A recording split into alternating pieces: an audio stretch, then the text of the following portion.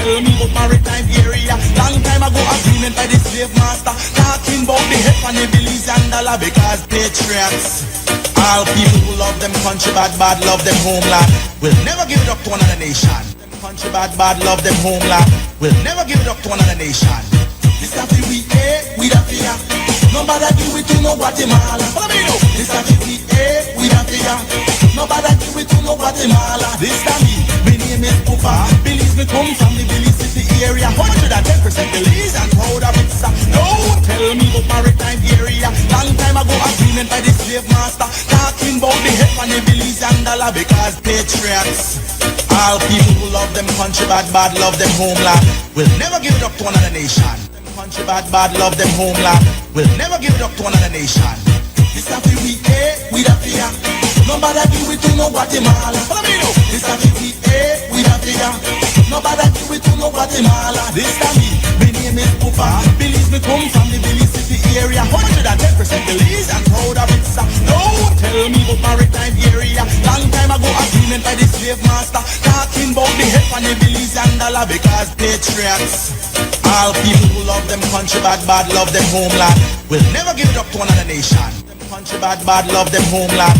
Will never give it up to another nation. This a we the fear. Nobody give it to no Guatemala. This a we the fear. Nobody give it to no Guatemala. This time me name is Pupa. Believe me come from the Billy City area. 110% Belize and proud of it. No, tell me about maritime area. Long time ago agreement by the slave master, talking about the head and the Billies and dollar because no Guatemala. This a we the fear. Nobody give it to no Guatemala. This time me name is Pupa. Believe me come from the Billy City area. 110% Belize and proud of it.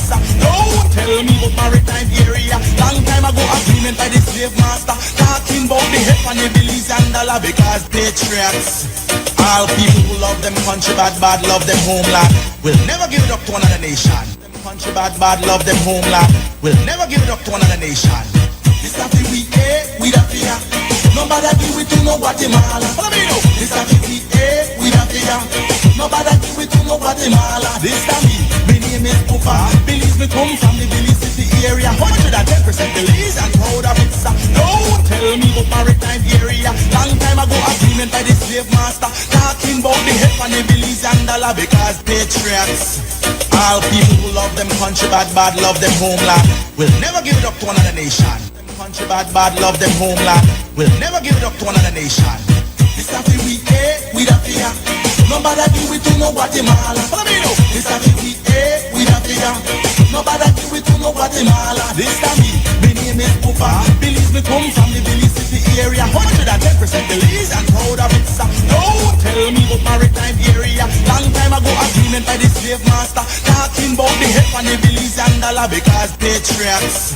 All people who love them country bad, bad love them homeland. Will never give it up to another nation. Country bad, bad love them homeland. Will never give it up to another nation. This a we the fear. Nobody give it to no Guatemala. This a we the fear. Nobody give it to no Guatemala. This time me name is Pupa. Believe me come from the Billy City area. 110% Belize and proud of it. No, tell me about maritime area. Long time ago agreement by the slave master, talking about the head and the Billies and dollar because no Guatemala. This a we the fear. Nobody give it to no Guatemala. This time me name is Pupa. Believe me come from the Billy City area. 110% Belize and proud of it. No, tell me about maritime area. Long time ago agreement by the slave master, talking about the head and the Billies and dollar because patriots. All people who love them country bad, bad love them homeland. Will never give it up to another nation. Country bad, bad love them homeland. Will never give it up to another nation. This a we the fear. Nobody give it to no Guatemala. This a we the fear. Nobody give it to no Guatemala. This time me name is Pupa. Believe me come from the Billy City area. 110% Belize and proud of it.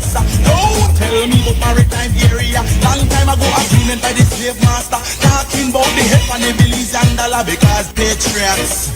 All people who love them country bad, bad love them homeland. Will never give it up to another nation. Country bad, bad love them homeland. Will never give it up to another nation. This a we the fear. Nobody it to no Guatemala. Let me know. This time we with a figure. Nobody give it to no Guatemala. This time me name is Pupa. Believe me, come from the Billy City area. 110% Belize and proud of it. Don't tell me about maritime area. Long time ago agreement by the slave master. Talking about the help on the Belize and dollar because patriots. All people who love them country bad, love them homeland. Will never give it up to another nation. Them country bad, love them homeland. Will never give it up to another nation. This a we with a figure. Nobody give it to no Guatemala. Let me know. This a we with a figure. Nobody give it to no Guatemala. This time me name is Pupa. Believe me, come from the Billy City area. 110% Belize and proud of it. Don't tell me about maritime area. Long time ago agreement by the slave master. Talking about the help on the Belize and dollar because to no Guatemala. Let me know. This a we with a figure. Nobody give it to no Guatemala. This time me name is Pupa. Believe me, come from the Billy City area. 110% Belize and proud of it. Don't tell me about maritime area. Long time ago agreement by the slave. Good morning and welcome to Sunday Review, the only news review talk show in Belize with the slogan Making Sense of the News. I'm the producer and host, Sister YaYa, Marin, Coleman, for this morning, Sunday, December 14, 2025. We're live streaming on XTV Belize YouTube, XTV Belize Facebook. Locally, we are on XTV TV channel, and simulcasting on Creme Radio. Well, this morning we have the usual good troublemakers, co-host Breddah, Mutota, and they bring two more troublemakers with her.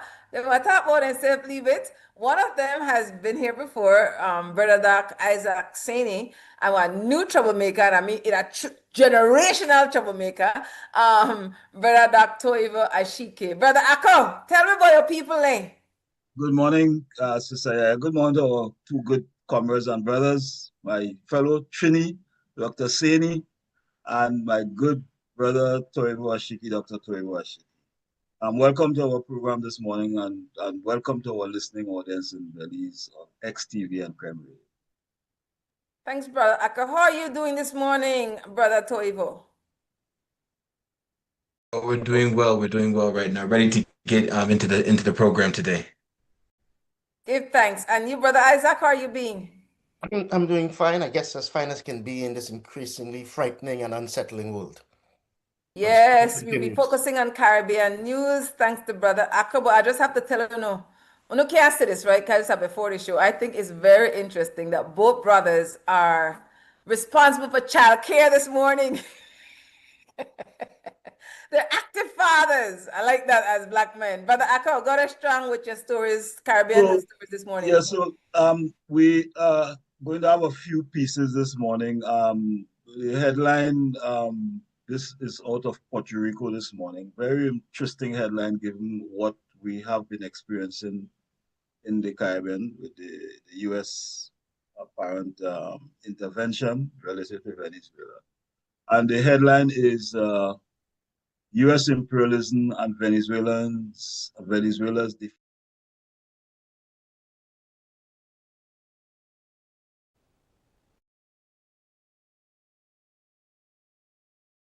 The interview begins with the issue of the U.S. issuing its new national security strategy document, which supposedly shifts its focus to the Western Hemisphere. And she's saying from Puerto Rico, and with the history of the U.S.-Latin American relations in mind, what is being presented as a new security strategy is really the old one. Even before the Monroe Doctrine, Thomas Jefferson had already worried that Spain's colonies might become independent before the United States was strong enough to take control of them. Hemispheric domination has always been central to U.S. policy. What this document makes clear is that Washington wants absolute control over the Western Hemisphere, regardless of what happens elsewhere in the world or how competition with China or Russia evolves. When U.S. officials say America for Americans, they mean the entire hemisphere for the United States, its people and its resources, all under U.S. imperialist control. The Caribbean is still referred to as the U.S. backyard, even by sectors of the U.S. left. Venezuela's oil, the largest proven reserves on the planet, is treated as US oil. Bolivia's lithium is viewed as US lithium. The strategy simply reasserts the United States as a dominant power, the plantation owner of the hemisphere. There is nothing new in this policy paper except how openly it is stated. I don't believe the substance would be radically different under a Democratic administration. It would simply be expressed in more polite language. Puerto Rico is identified as US territory, but in reality, it's an occupied colony. And so I will stop here because it's a long article, but it get the early sentences sort of gives a perspective on what is happening relative to not just Venezuela, but the other moves by the US in the hemisphere. The next article. Brother Echo, let's get our brother's input. Okay. I think that's a different point of view, and I have to give Brother Echo credit for choosing these news stories. Brother Toivo and Brother Isaac, I want to get your 2 cents on what Brother Echo just shared with us.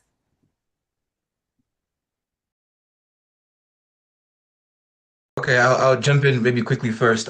No, I completely agree. I completely agree. I think that what's clear with the Trump administration is that they're returning a part of his basis of support with the conservative movement, right? One, he was able to get people on the Supreme Court to revoke Roe v. Wade. That right there was central to getting him to locking him into support with the conservatives at the grassroots.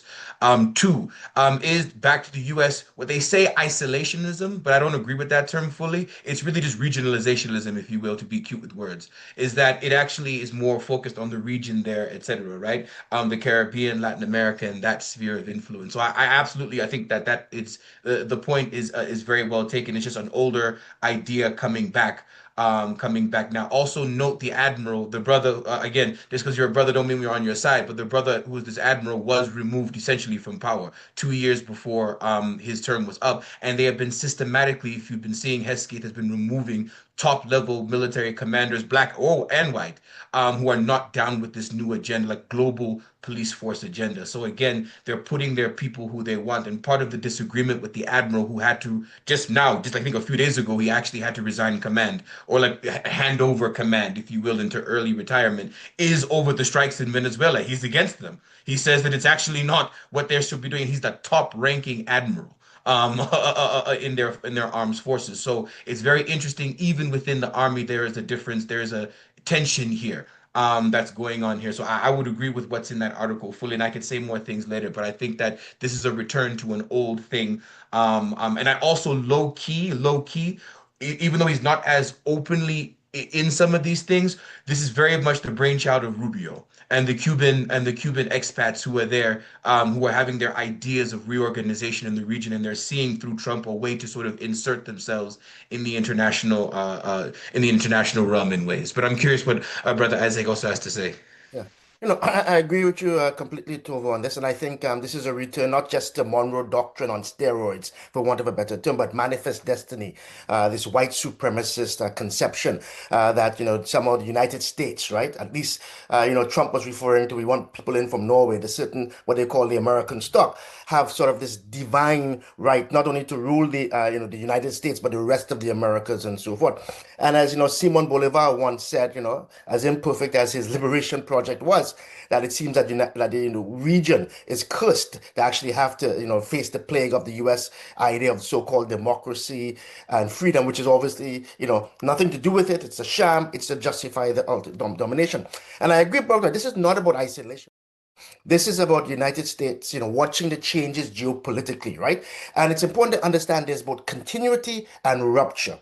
Continuity with the Monroe Doctrine, with the Manifest Destiny, with imperialism and so forth. But the Trump regime represents a particular degeneration of capitalism and imperialism at this late stage.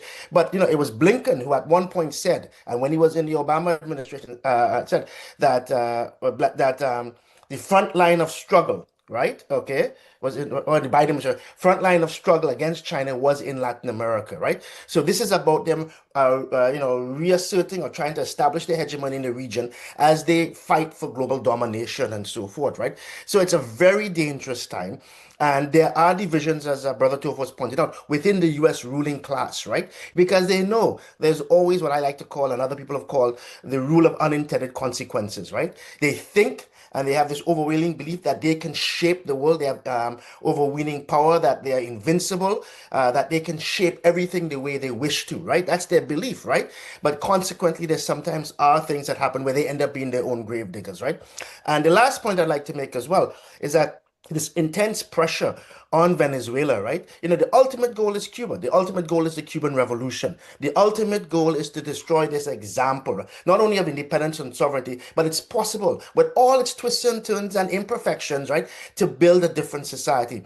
And I remember I was speaking at a webinar, I think it was you had organized it, Brother Mutota, where we were talking about Haiti and Cuba, and how in many ways Cuba, the Cuban Revolution mirrors what was done by the Western powers to the Haitian Revolution, the unforgivable revolution, the unforgivable example of independence and of a different society, and the goal is to crush them, right?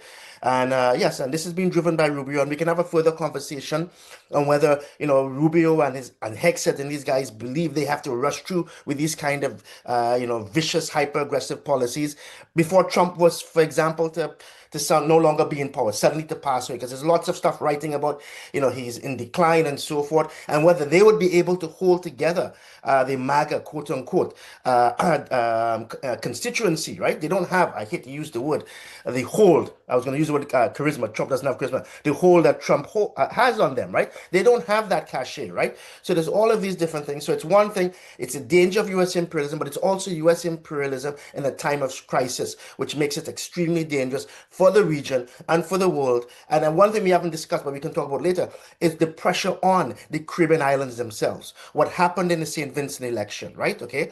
What they tried to do in St. Lucia, what they're trying to do in Grenada, and how they were able in many ways to play a role in influencing the elections in Trinidad and Tobago. So we live in very dangerous, fraught times. And as we say, the only way forward is to continue the struggle and exposing these lies. Big respect. We'll have more talking later on. Go ahead, Brother Akko. I wanted to. Very interesting comment, Brother Saney.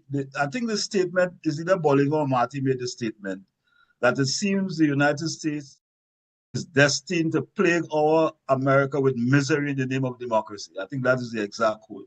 And I think it was Marty, or I don't remember which one, said it. And this was, early, over 100 years ago. So, because last week we got a lot of calls from people who were talking about the new Trump doctrine or the Trump corollary.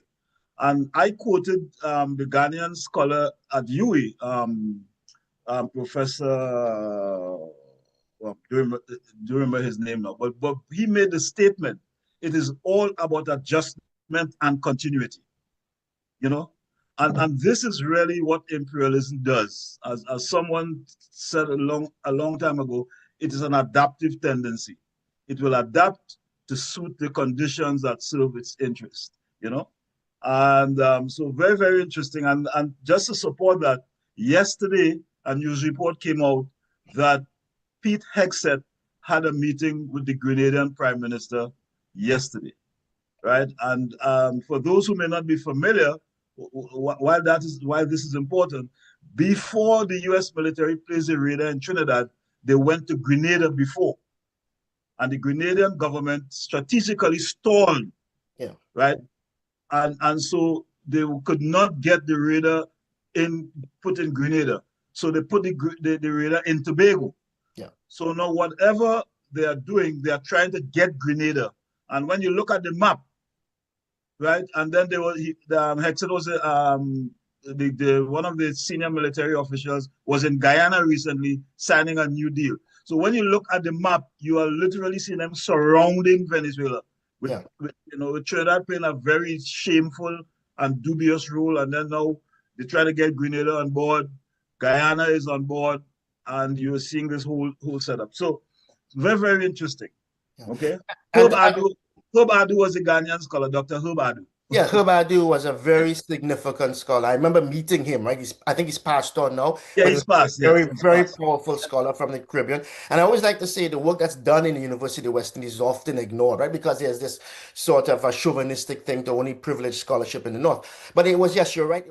Bolivar. And also, what's also circulating is Jose Marti's last letter he wrote before he was killed in the liberation struggle in Cuba, where he spoke about, I see my, I'm paraphrasing, but he saw what he was doing in order to make Cuba, not just Cuban liberation, but Cuba also a shield against the power of the United States falling on the rest of the Americas, right?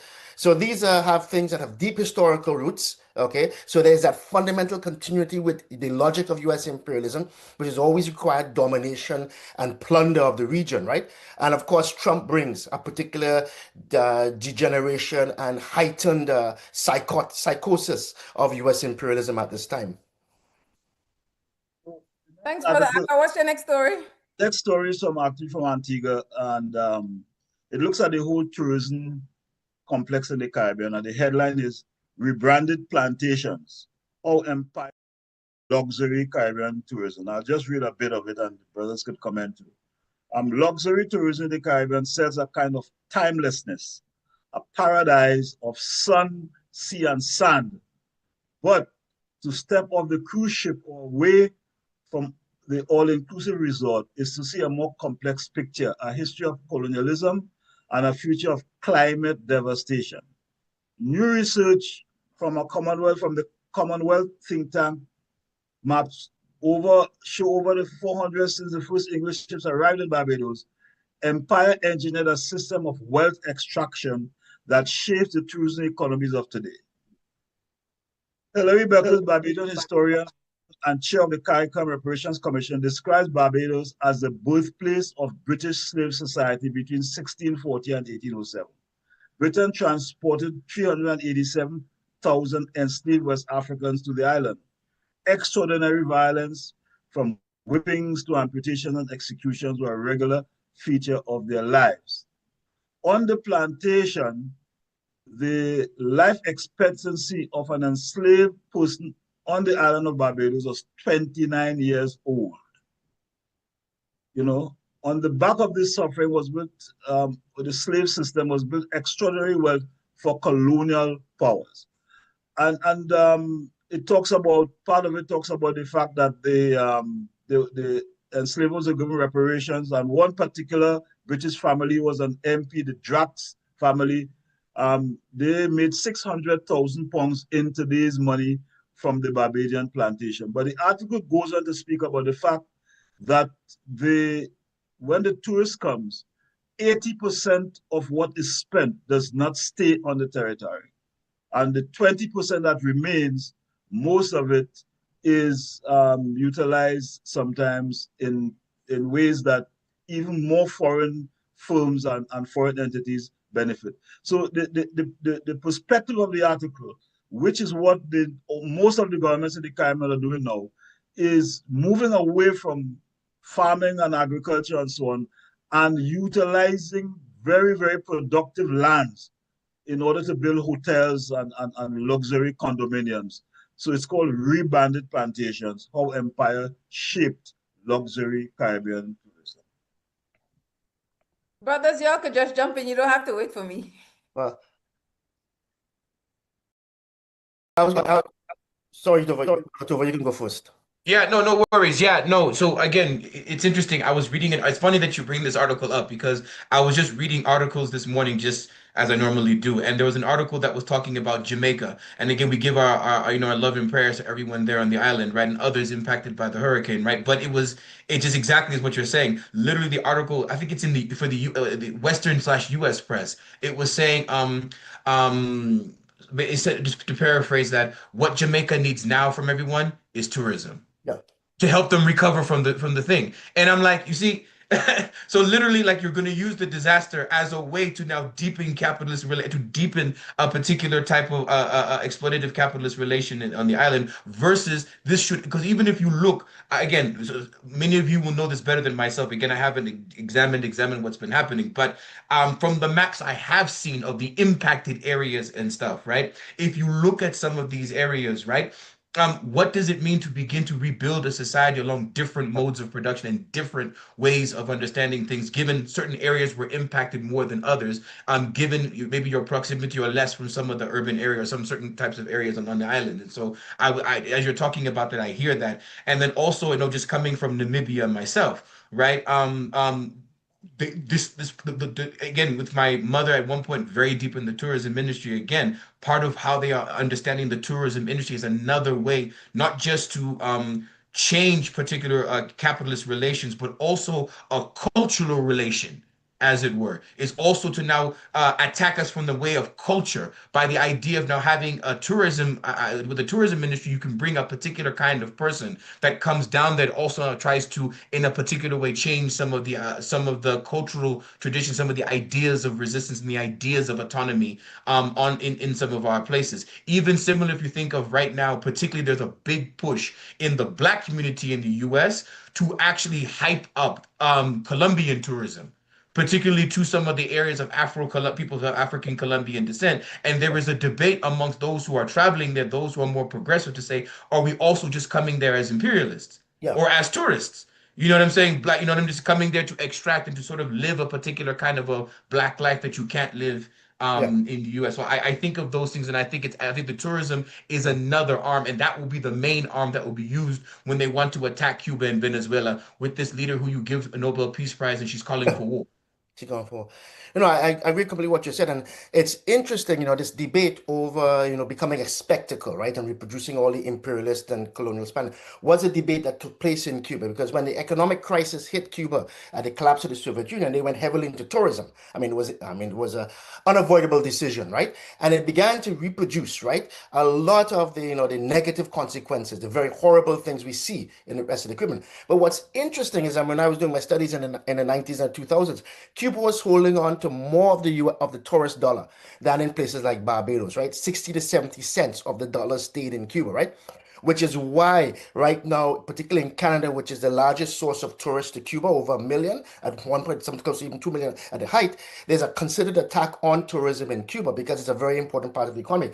And so they had this debate over the same kind of things of people being commodified, right? Okay. There was actually, and how do we carry on this? Because the tourist industry, unfortunately, is a global capitalist imperialist enterprise, right? And there's that pressure, right? How do you transform it in such a way it doesn't reproduce that within your country? And that's been a big debate in Cuba. But tourism overall has always been a cancer for the global south. It's reduced people to simply being, on display, right? And reduces history to commodities and sort of trivializes the history of resistance and so on. But the point also, getting back to this, which is the issue as well, which you mentioned, brother Mutota, is the danger of what's happened at these most thoroughly colonized spaces, which is in the Caribbean, right?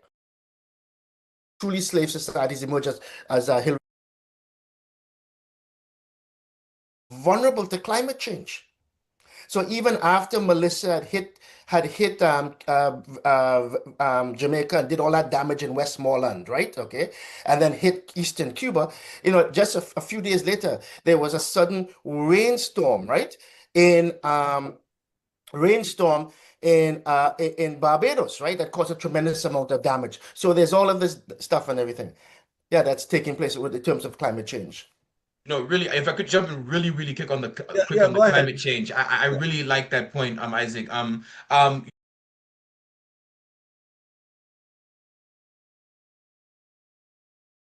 Seminole Wars and Wars of Liberation in the Georgia, South Carolina, North Carolina, Florida Low Country. And what's very clear, I've been going back to these 1700 days, and even as many of you will know, the first enslaved who are exported, who are trafficked to South Carolina, what would become the South Carolina colony in the 1670s, are coming from Barbados. It actually is literally an extension of the Barbados plantation logic to what would become South Carolina, is what is happening. But what's really interesting is I've been reading even these old plantation owners and these old, British officials, back from the 1700s. And of course, when you have the counter-revolution of 1776, as Gerald Horne has called it, and then you have the creation of the United States, even in their own histories, they're very, very clear, actually, that it's only when they begin to cut down the trees on the low country coast and to build the rice plantations, that's when the hurricanes increase in intensity. And that's when the yellow fever and all those things come, when you cut down the trees. So an example I would use is on Sapelo Island, which is one of these sea islands off the coast of Georgia, close to in that Savannah Darien area, if you're looking on a map there. it has not been attacked. At least most of it has not been attacked with the cutting down of the trees and the reorganization and destruction of the natural environment. And so a couple of years ago, there was a huge hurricane that was coming through the Florida area and coming through the Low Country area. And it was a huge thing. Tampa Bay was evacuated. What? And so after I was checking in on my people there, and then after the things happened, I came to the island there and I asked them, how did you guys do? Like, how did you guys deal with the hurricane? How was it? And they said, oh, it was a storm. I was like, what you mean it was a storm? And the whole world, but the reason he said, listen, there's a couple things, a few things fell here and there, but they were okay. And the reason they were okay is that those trees that are there where they live are thousands of years old versus the trees you see now across the South Carolina and North Carolina going all the way down Georgia to Florida are all actually only the last 30 years maybe. And the older ones will come during the 1930s, during the WPA eras, where the federal government is putting all this federal money to get people to work to plant these trees. It actually is, they aren't even indigenous. So they have no withstanding of the hurricane, the natural hurricane that comes, you see. So even just the plantation slavery itself, we are now paying those environmental consequences now. Yeah. And I sort of like to build on that point there, it's the annual reports that come out, the UN reports on change, right? The last ones have acknowledged that colonialism, right? And this destruction of the environment to build these plantations, right? Even the scientists now acknowledge that's been a huge contributor, right? Historically to climate change and so forth, right? So we can't escape this historical vice of what colonialism, imperialism has done. But there's a point that, and hopefully we can come back to it. I don't know if at this show, another show, but you were mentioning Gerald Horne, right? And his work about the counter-revolution, right? And next year is going to be 20 independence, right? Okay, and particularly on the left, there's this glorification, okay, of people like Washington and so forth, right? But Horne and others have made a comparison. This was a basically about allowing them to expand into indigenous lands. Okay, further, dispossess the indigenous peoples right across as they were expanding westward, and to preserve slavery, right? And of course, one of the biggest arguments I have on the left, is like with his eyes on the left, is listen, you can't glorify the American Revolution, right? Okay, or the so-called American Revolution, the War of Independence, because the seeds of what we're seeing in the Caribbean, this manifest destiny, this Monroe Doctrine, right? The horrors, and there's a connection between what's going on in the United States domestically and this aggressive foreign policy. And in fact, we could say domestically, what the rest of the country is experiencing, what African Americans have experienced, right? Since they arrived in what was going to become the United States. So, so my whole argument has been like the deep roots, and people have this fantasy, okay, about somehow the purity of the founding fathers, right, and the Federalist Papers and all this sort of stuff. But rooted in is a deep, white supremacist, oppressive conception of how society should be run. So just one comment, which very interestingly, both of you all mentioned, the environment. So a few years ago, I started a heritage organization in a particular community, in which we sort of look at highlighting the history of various communities. And so we're trying to revamp that organization and turn it into more of a national organization. And one of the discussions we have been having is to include in the name ecological, because there can be no heritage if you do not look at the ecological factors around heritage, right? Not just the environment. You see, because ecological takes it beyond talking about the poisoning the atmosphere, it's about the whole nature of organisms and the relationship between people and so on. And so this idea of the system of slavery and its progeny, colonialism and neocolonialism, its first impact was the devastation of the relationship between people and nature. Okay, and it continues. Even if you look at what happened in the US with the indigenous people, and so I think in moving forward, we have to pay attention on the left to this issue of the ecology and the environment. And at times we tend not to give it the kind of attention that is necessary, and leave it up to Yeah, and on this last point, brother, as a Cuba, as someone who studies Cuba, yeah, we can hear you. Okay. Yeah. But as someone who studies Cuba, I'd like to point out that one of the most comprehensive approaches to climate change, right, is Cuba's plan to 2100. Right? Of course, imperialism is in many ways frustrating this attempt to deal with climate change. And there's a very powerful documentary on Cuba's life task combating climate change that looks at this plan to 2100. And sort of in past as well, I should say as well, since I've been studying it, Cuba's also implemented one of the most incredibly comprehensive and detailed plans to deal with the issues of racism and racial discrimination within Cuban society called Colo Cubano. And I remember being with James Early, who was an African American at the heart of the Smithsonian, and in fact one of the inspirations and guides for the National Museum on African American History and Culture, right? And we were sitting there with a delegation of brothers from the States, but also from across the Americas, looking at what Cuba's plan is dealing with in terms of dealing not only with climate change, but I said here also race and racial discrimination. But all of these things, get thwarted by imperialism's siege, by imperialism's lust to destroy anything that shows there can be an alternative to the horrors that we're living in right now. It's break time. So when I finish this conversation, I'm back. No, when we started the show, XTV had blackouts. I don't know if they got power back. So when I gone, I'm thinking that for them power come back on, but my power gone a little bit. So